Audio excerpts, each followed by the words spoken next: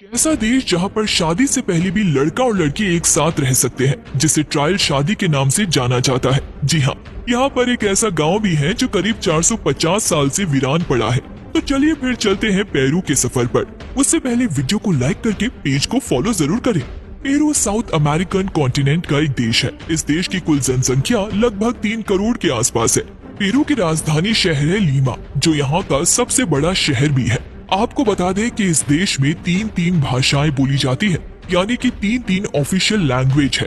आइमारा, Spanish और क्वेचुना भाषा भी शामिल है, जिसमें से 70% से ज्यादा लोग स्पेनिश ही बोलते हैं। वैसे पेरू में 90% लोग ईसाई धर्म को मानते हैं। यहाँ पर हर धर्म के लोग रहते हैं और किसी के साथ आज तक कोई परेशानी नहीं हुई, क्योंकि यहाँ के लोगों का मानना है कि ईश्वर एक ही है।